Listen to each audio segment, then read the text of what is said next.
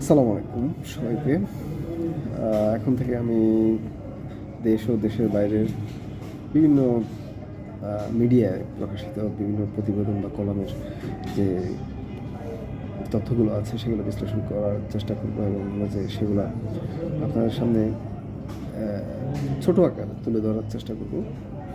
আশা করি আমার সঙ্গে থাকবে। আজকে আমি হলো যে আল জাজিরা একটা প্রতিবেদন, সেটি হলো যে US Hamas dialogue could shift us from war to peace. এই কলামটি লিখেছেন রামিজি খৌরি। তো এটা যদি আমি বাংলা করি সেটি অনুবাদটা দাঁড়ায় এমন: যুক্তরাষ্ট্র হামাস সংলাপ, যুদ্ধ থেকে শান্তির পথে সম্ভাবনা। আমি এটা কয়েকটি বিষয়ে আপনার সঙ্গে আমি আলোচনার চেষ্টা করব। এই মূল যে পয়েন্টগুলো এই কলামের, সেই পয়েন্টগুলো আমি বলবো। সেখানে প্রথম একটা বিষয় তিনি হলো যে সংলাপের একটা ইঙ্গিত সেখানে তুলে ধরছেন। সেটা হলো যে হামাস এবং যুক্তরাষ্ট্র উভয় পক্ষের উচ্চপদস্থ ব্যক্তিরা আলোচনার প্রতি ইতিবাচক ইঙ্গিত দিয়েছেন, যা ভবিষ্যৎ কূটনৈতিক উদ্যোগের সূচনা হতে পারে বলে তিনি সেখানে উল্লেখ করেছেন। তো এটা একটা পয়েন্ট।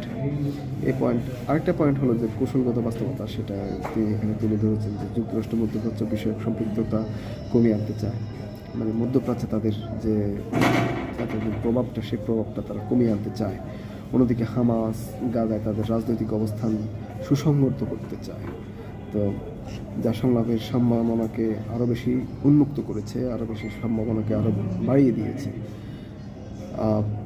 আরেকটি বিষয় তিনি এখানে তুলে ধরেছেন, সেটি হলো যে গভীরভাবে রাজনৈতিক যে একটা বিভাজন, যে এই বিভাজনটা তিনি তুলে ধরেছেন যে যুক্তরাষ্ট্র ইসরায়েলের সামরিক অভিযানকে সমর্থন করে আসছে। ইসরায়েল যে সবসময় সামরিক অভিযান চালায় ফিলিস্তিনে, সেই ফিলিস্তিনের তার সামরিক অভিযানকে যুক্তরাষ্ট্র সবসময় সমর্থন করে এবং এখনও করছে। হামাসকে পশ্চিমা বিশ্ব সন্ত্রাসী সংগঠন হিসেবে এখনও চিহ্নিত করে আসছে, এটা এখনও বহালই আছে। তবে এই মতপার্থক্য সত্ত্বেও আলোচনা সেখানে অপরিহার্য। তিনি এখানে এই বিষয়টা তুলে ধরেছেন। আর একটি বিষয় হলো যে হামাস সম্পর্কে যে একটা ভুল ধারণা আছে, সেটা হলো যে পশ্চিমা প্রচার মাধ্যম হামাসকে কেবল সন্ত্রাসী সংগঠন হিসেবে চিত্রিত করলেও এটি আসলে প্রতিরোধ, রাজনৈতিক কর্মকাণ্ড এবং কৌশলগত বাস্তবতার সংমিশ্রণ। তিনি হামাসকে এভাবে উল্লেখ করেছেন আল জাজিরায়।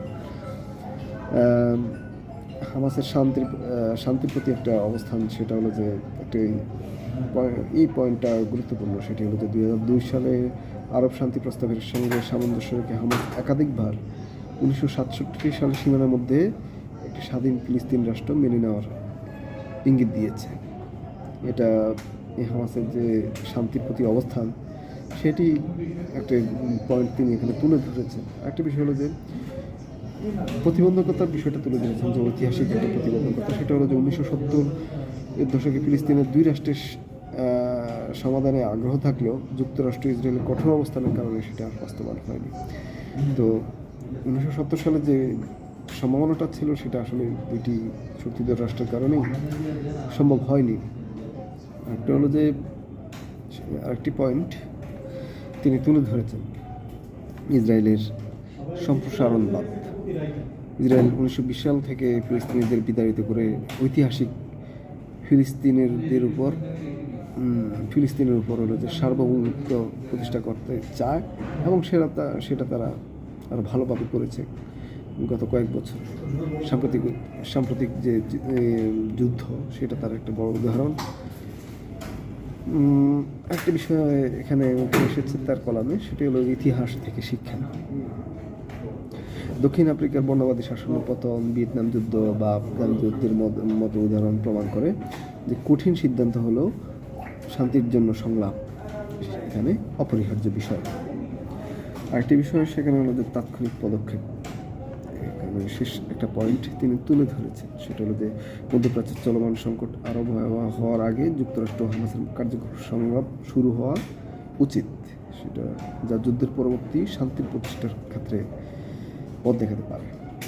এই বিষয়টা তিনি বলছেন যে এটার ক্ষেত্রে তাৎক্ষণিক পদক্ষেপ নেওয়ার প্রয়োজন হতে পারে।